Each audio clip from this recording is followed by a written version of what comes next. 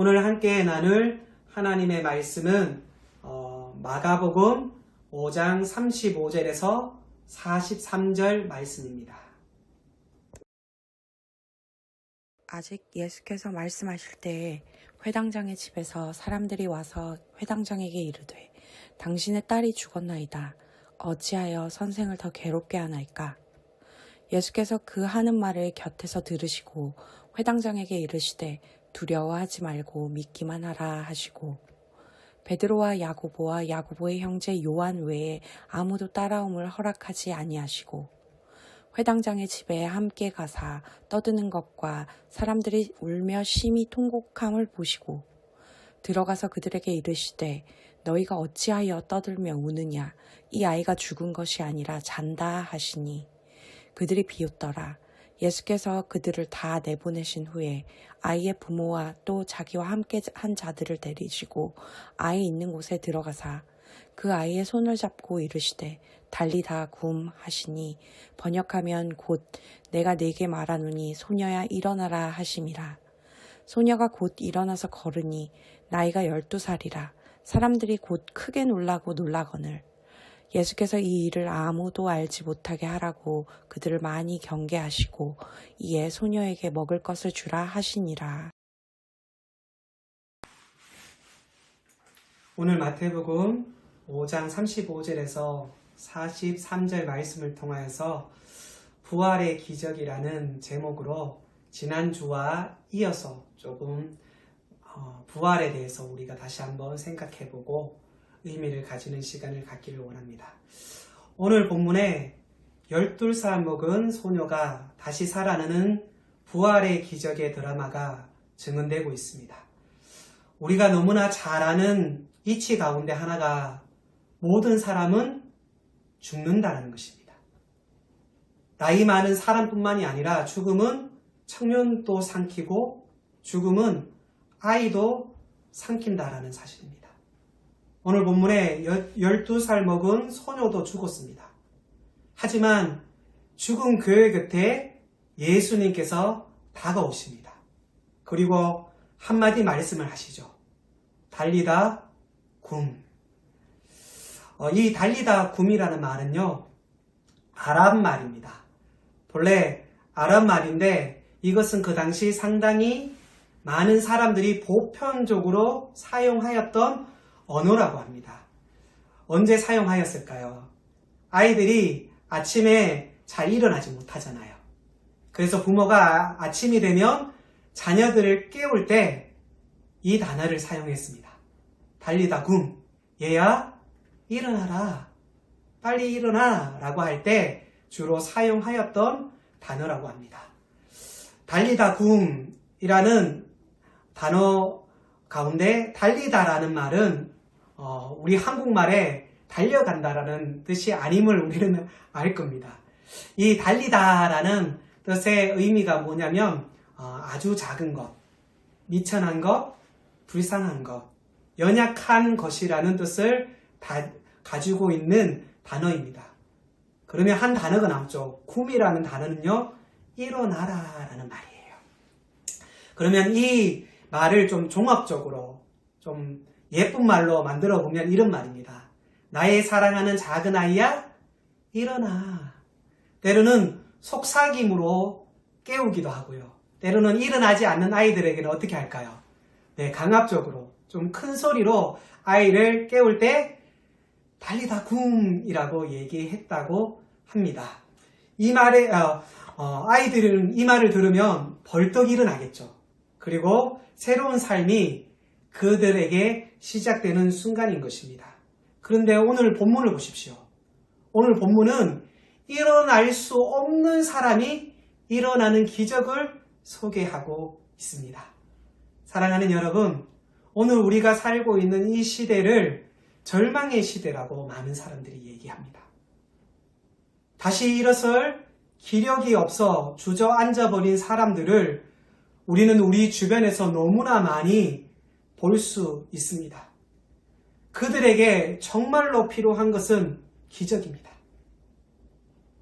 단순한 도덕이 아니라, 단순한 사회적 갱신이 아니라 그들에게 필요한 것은 기적이 필요합니다. 어떤 기적일까요? 바로 생명의 기적이 필요합니다.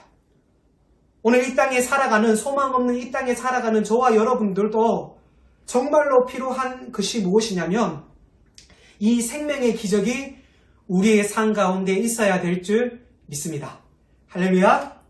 이 생명의 기적의 시작은요, 듣는 데서부터 시작되어진다는 사실을 잊지 말아야 돼요. 그럼 우리는 무엇을 들어야 할까요? 오늘 본문의 사람들이, 그리고 이 말씀을 듣고 있는 우리는 예수 그리스도의 음성을 들어야 될 줄 믿습니다. 오늘 12살의 소년이 죽었습니다. 하지만 예수님의 말씀이 선포되어졌죠. 그리고 그 아이는 들었습니다. 그럴 때 어떤 역사가 일어납니까? 사는 역사가 일어나게 되어지는 줄 믿습니다.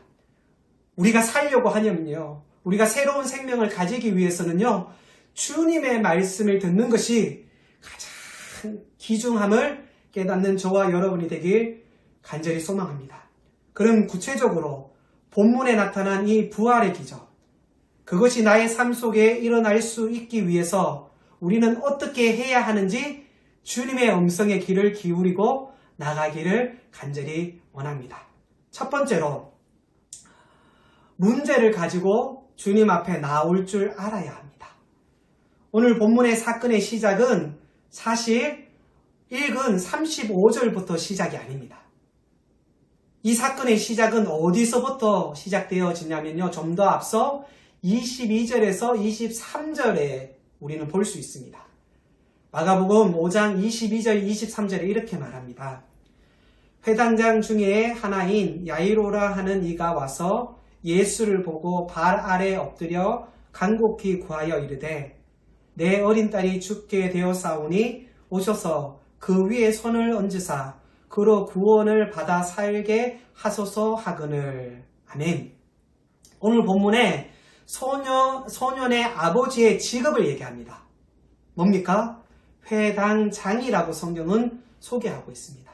회당장은 그 당시 이스라엘 사회에서 아주 높은 지위에 있는 사람입니다. 그 당시 회당은 이스라엘 백성들의 삶의 한복판의 중심에 있는 아주 중요한 기관이었어요. 회당은 물론 종교적인 기능도 수행했지만 또 더 많은 사회적 기능도 수행했다는 사실이에요. 회당은 학교의 역할뿐만이 아닌 심지어 재판소의 역할도 했습니다.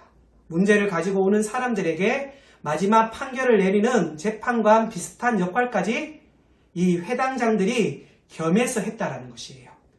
그들에게는 사회적 명예가 있었고요. 그리고 사회적 존경이 뒤따라왔습니다.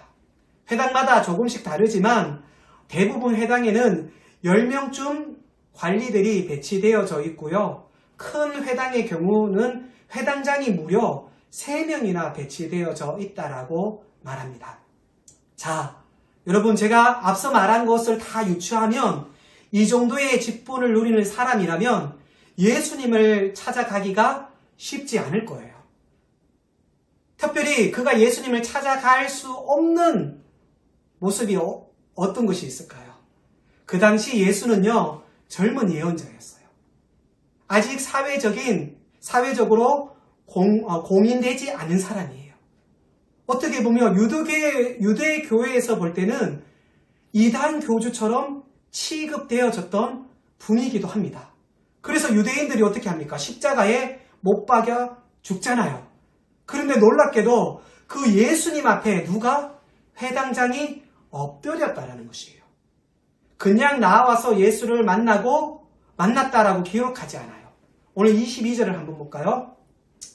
22절에 어떻게 말합니까? 회당장 중 하나인 야이로라 하는 이가 와서 예수를 보고 그 다음에 보시면 어떻게 말하고 있습니까?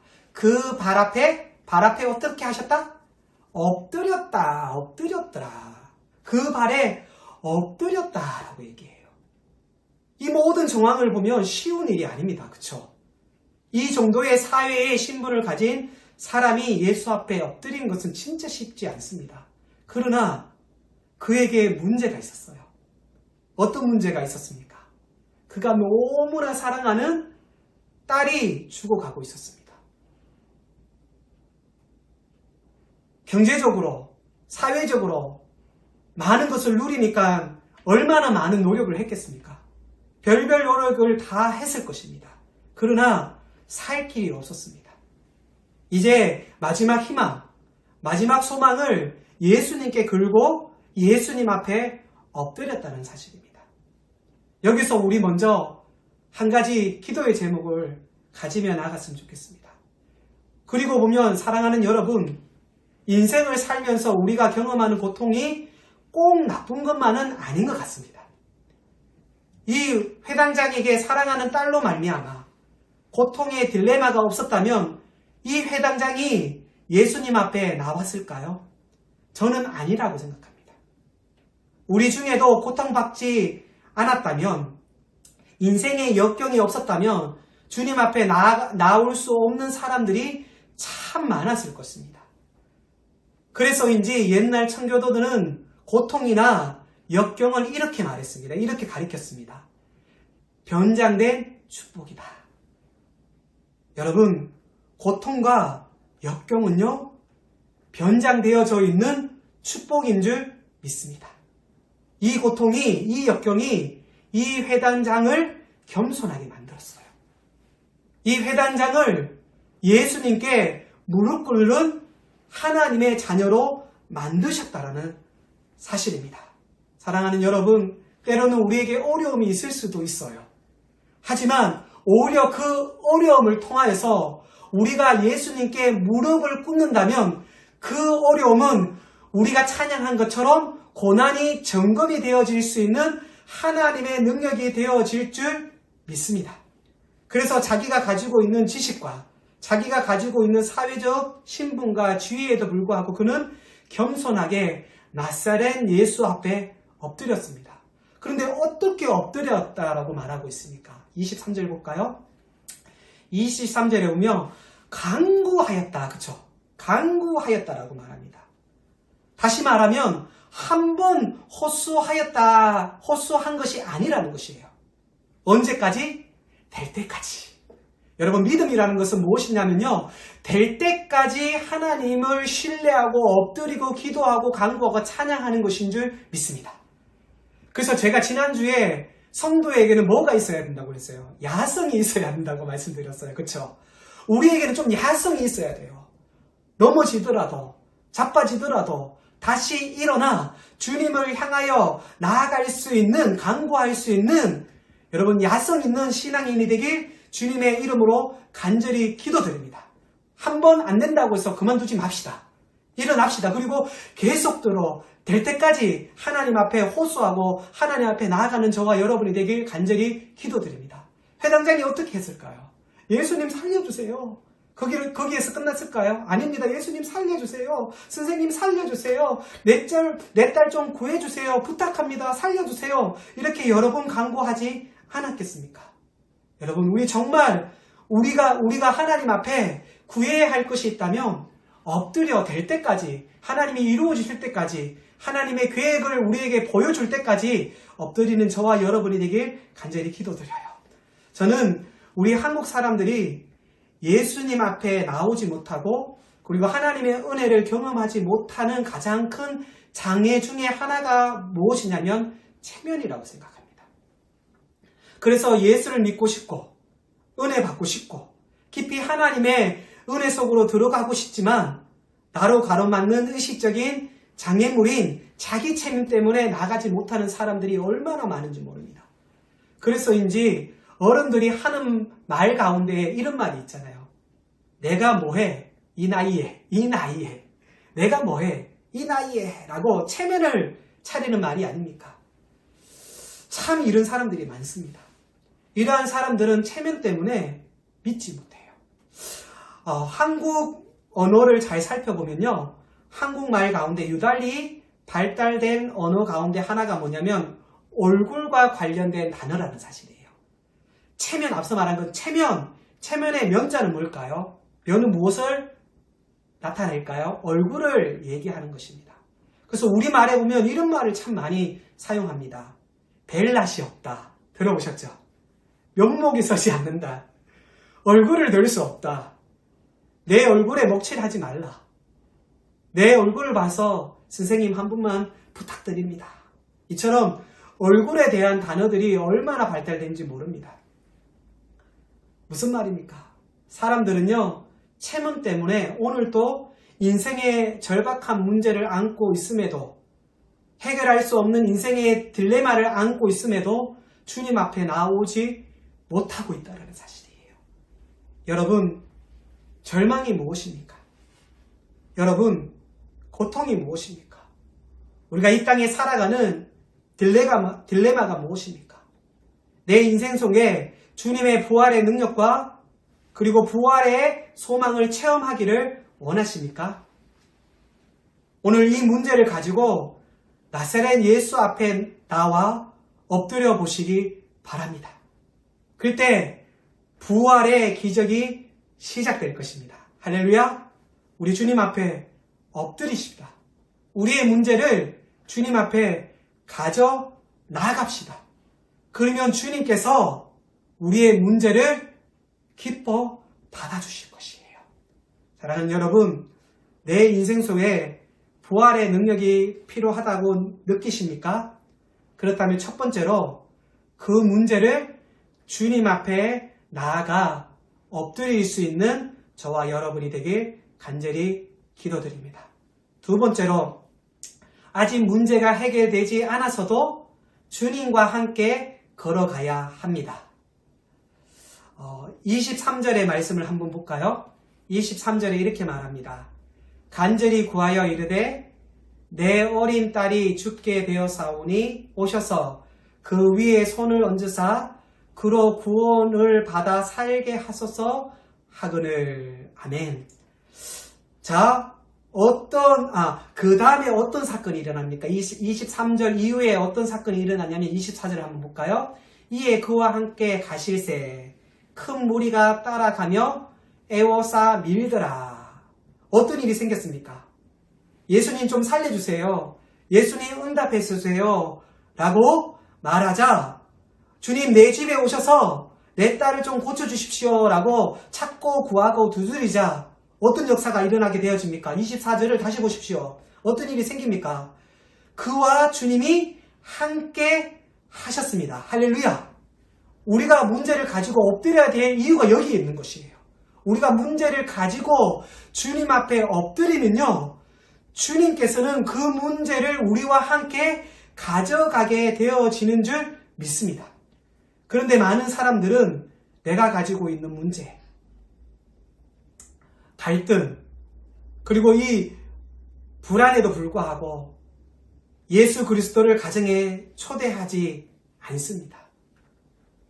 그것은 주님을 신뢰하지 못하기 때문인 것이죠. 우리는 주님을 초대해야 합니다. 그러면 주님께서 우리와 함께 가실 것입니다. 그와 함께 가실새. 이 은혜가 저와 여러분에게 있길 간절히 소망합니다. 회당장은 드디어 예수님과 함께 걷기 시작했어요. 예수님을 만났고 이제 예수님과 함께 걸어갑니다. 그리고 집으로 갑니다. 하지만 우리가 염두해야 할 상황이 하나 있어요. 여러분, 문제 해결이 되어졌나요? 아니죠. 아직은 이 시점에 그의 문제가 해결되어지지 않았습니다. 물론 그는 이제 주님을 만나고 주님과 함께 걷게 되었으니까 주님을 통해 문제 해결의 소망을 안고 걸어가게 되어졌습니다. 그러나 아직 문제 해결이 되지 않았다라는 것입니다. 그런데 더 큰 일이 생깁니다. 주님과 함께 걸어가는 순간 어떤 일이 생깁니까? 또 다른 사건이 발생하게 되어져요.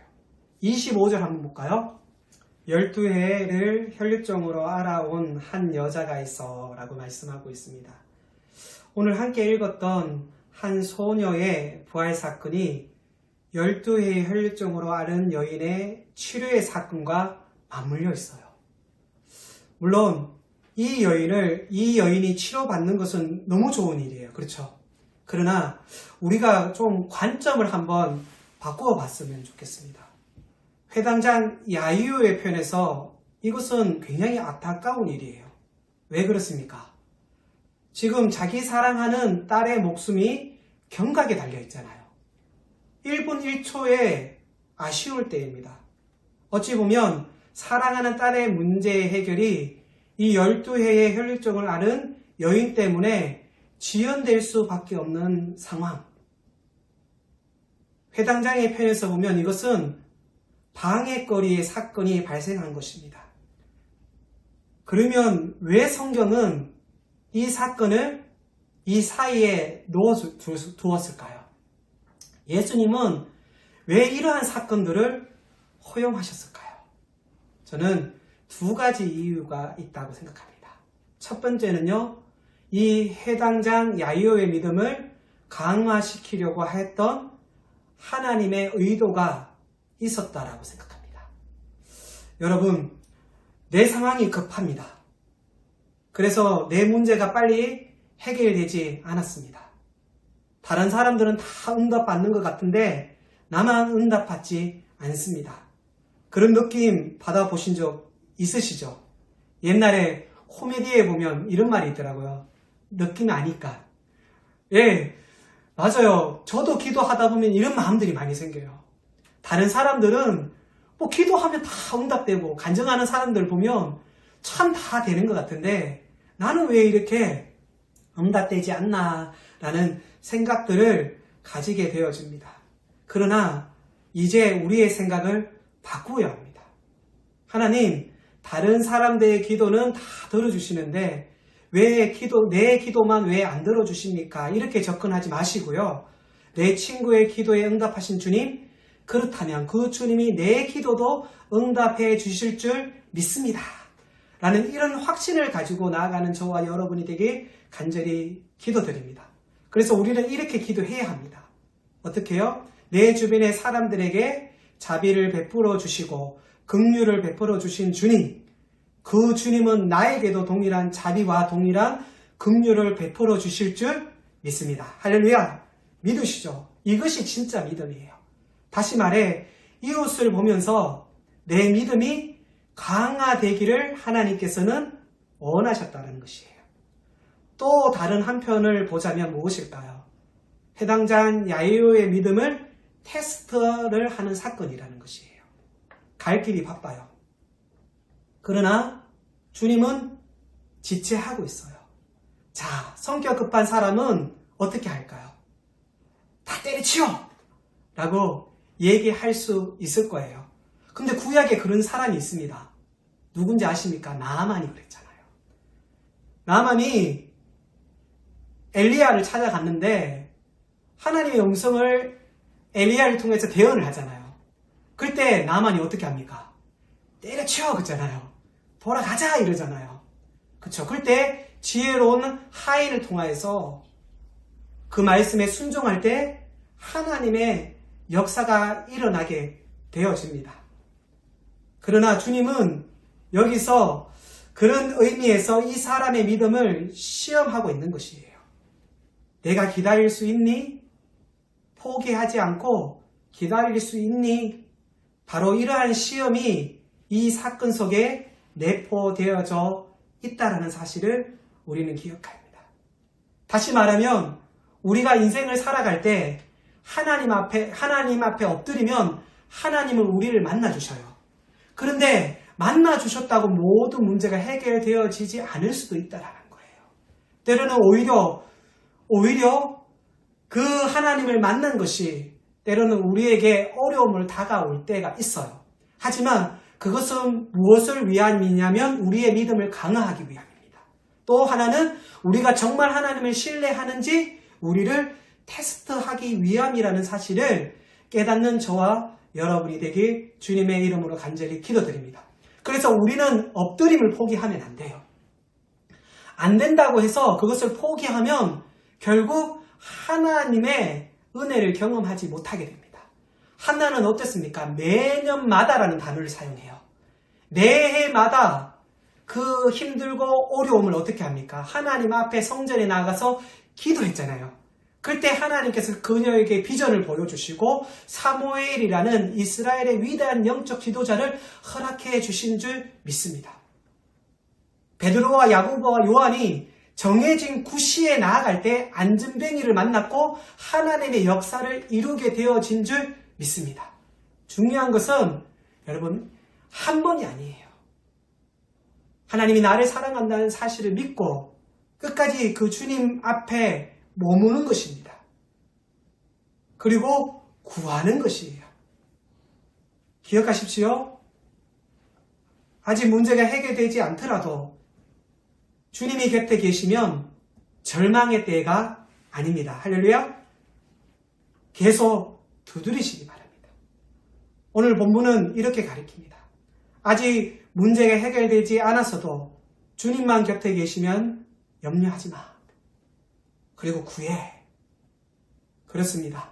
아직 문제가 해결되지 않아도 주님 곁에 머무는 자, 끝까지 머무는 자가 능력의 소망, 부활의 기적을 경험하게 될 줄 믿습니다. 마지막 세 번째, 내 인생 속에 부활의 기적을 경험하고 하나님의 능력을 맛보기 위해서는요, 최악의 절망 속에서도 주님을 믿어야 합니다. 뭐라고요? 최악의 절망 속에서도 주님을 믿어야 하는 것이에요. 오늘 본문이 어떻게 시작합니까? 35절 한번 볼까요?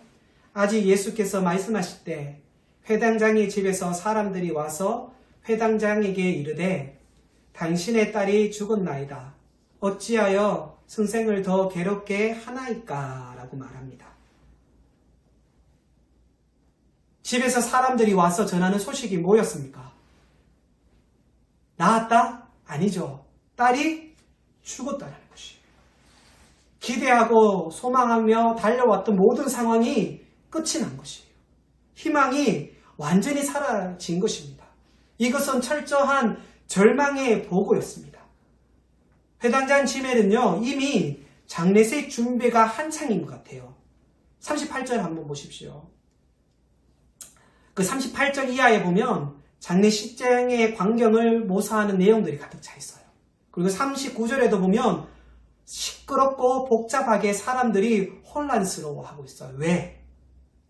그의 딸이 죽었기 때문입니다. 어찌할 줄을 몰라 해하고 있습니다. 그러나 이 절망의 한복판 속에 주님은 이 회당자에게 어떻게 말씀하시나요? 이것이 이 땅에 살아가고 있는, 이 소망 없는 이 땅에 살아가고 있는 저와 여러분에게 향한 하나님의 음성이 되어지길 간절히 소망합니다. 36절이에요. 제가 선포할게요. 예수께서 그 하는 말을 곁에 들으시고, 예수님께서 그 하는 말의 곁에 들으시고 회당장에게 이르시되, 여러분들 이름을 한번 넣어보세요. 영우에게 이르시되 뭐라고 말합니까? 두려워하지 말고 믿기만 하라. 할렐루야. 네, 절망의 한 복판 속에서 주님이 어떻게 말하십니까? 두려워 말고 믿기만 하라고 하십니다. 따라 해볼까요? 두려워 말고 믿기만 하라. 이 두려워 말고 믿기만 하라라는 이 시제가 현재 시제예요. 그리고 현재 명령입니다. 무슨 뜻입니까? 계속해서요. 계속해서 믿고 주님을 신뢰하고 바라봐야 한다는 것이에요. 상황을 바라보는 것이 아니라 우리의 믿음으로 그물을 던질 때 하나님의 역사가 우리의 삶 가운데 이루어지게 될 줄 믿습니다. 상황의 끝이 오고 절망 중에도 계속해서 믿음을 저버리지 않는다면 상상할 수 없는 하나님의 위대한 역사가 우리의 삶 가운데 일어나게 될 줄 믿습니다. 마침내 기적은요, 일어납니다. 할렐루야. 이 믿음이 있어야 돼요. 우리가 이걸 못 믿으니까 이 과정을 못 지나가는 거예요. 마침내 하나님께서 분명하게 우리가 소망하는 일들이 이루어질 것을 진짜 우리가 믿는다면 과정은 우리가 오히려 기쁨으로, 순종으로, 인내로 승리하게 되어질 줄 믿습니다. 인생을 살면서 우리가 경험하는 최후의 절망, 마지막 절망은 바로 죽음입니다. 죽음은 모든 사람을 삼킵니다. 오늘 어린아이도 삼켰어요. 노인도 삼킵니다. 죽음의 확률은 몇 프로일까요? 100%죠. 모든 사람이 죽습니다. 그러나 그 최악의 절망 속에도 주님은 우리에게 믿음을 요구하십니다. 나는 부활이요 생명이니 나를 믿는 자는 죽어서도 살겠고 살아서 나를 믿는 자는 영원히 죽지 아니하리라. 믿으십니까? 여기서 끝나지 않아요. 예수님께서는 묻습니다. 어떻게? 내가 이것을 믿느냐? 믿는 자는 부활하고 생명을 얻고 영원한 삶을 살아가는데 중요한 것은 뭐라고요? 네가 믿느냐는 것이에요. 우리가 그것을 믿는다면 그 믿음의 결과가 뭘까요? 하나님의 영광이라고, 하나님의 영광을 볼 것이라고 말씀하고 있습니다. 이 영광은 무엇이에요? 영원한 구원이잖아요. 죽었던 그 아이가 영원한 구원을 얻게 되어진 줄 믿습니다. 무엇 때문에? 믿음 때문입니다. 믿음이 이기네, 믿음이 이기네, 주 예수의 믿음이 온 세상 이기네. 할렐루야. 맞습니다. 믿음이 우리를 이기게 할 것입니다. 인간이 가진 육체의 사망에 대한 하나님의 답은요, 부활입니다. 사랑하는 여러분, 부활이 확실하면 우리는 죽음의 두려움을 두려워할 필요가 있을까요? 아무도 잠에 들면서 절망하는 사람은 없어요. 왜 그럴까요?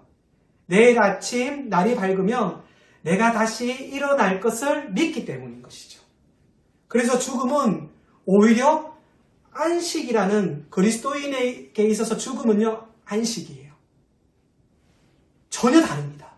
세상 사람은 죽는다라는 것 때문에 두렵지만 하나님의 사람이 죽음이 두렵지 않는 이유는요, 오히려 하나님 앞으로 갈 수 있는 안식이기 때문인 줄 믿습니다.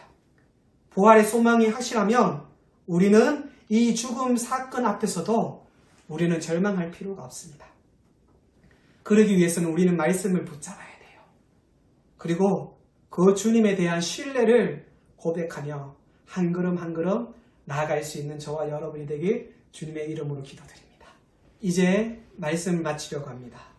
사랑하는 여러분, 육체적 사망에 못지않게 또 하나의 절망은 영적인 사망입니다. 사람은 육체의 사망을 두려워하고 고민하지만 영적인 사망을 두려워하지 않습니다. 영적인 죽음이 무엇입니까? 영적인 죽음은 하나님과의 관계가 단절된 채 인생을 살아가는 것이에요. 그러한 사람은 살아있으나 죽은 사람입니다. 그런데 하나님은 나를 사랑하셔서 나를 살리시려고 하나님과 나 사이에, 하나님과 하나님을 떠난 인간 사이에 중보자 되신 예수 그리스도를 보내주셨습니다. 그래서 디모데전서 2장 5절에 보면 하나님은 한 분이시요 또 하나님과 사람 사이의 중보자도 한 분이시니 곧 사람이신 그리스도 예수라. 할렐루야. 예수님만이 우리의 소망입니다. 우리가 죽은 소녀처럼 부활할 수 있는 유일한 길은 평생 끝까지 잊지 마십시오. 오직 예수 그리스도. 원웨이, 오직 예수 그리스도만이 우리를 구원할 수 있는 길이 되어집니다. 할렐루야. 그래서 우리는 달리다 굼이라고 외치는 주님의 음성을 들어야 돼요. 우리 스스로 우리의 영을 살릴 수가 없어요. 어떤 도덕으로, 선행으로, 거룩함으로 우리 영혼을 살릴 수가 없어요. 우리의 영혼을 살리시고 우리의 삶을 이끌어 갈 수 있는 분은 오직 예수 그리스도의 음성밖에 없는 줄 믿습니다. 그 음성이, 그 말씀이 내 안에 생명을 채워줍니다. 그래서 그 음성을 듣는 순간마다 우리는 살아나게 되는 것이에요. 하루하루를 살아가면서 또 한 주를 살아가면서 우리 삶의 한 시간 한 시간, 아니 일평생 살아가면서 예수 그리스도를 신뢰하고 그분의 음성에 귀를 기울이고 그래서 날마다 그분 앞에 엎드리고 그분이 나와 함께 해주시고 그리고 어떠한 상황 가운데서도 어떠한 고난 가운데서도 주님 내가 놓지 않겠습니다. 주님만 바라보겠습니다. 라고 고백하는 저와 여러분이 되게 주님의 이름으로 간절히 기도드립니다.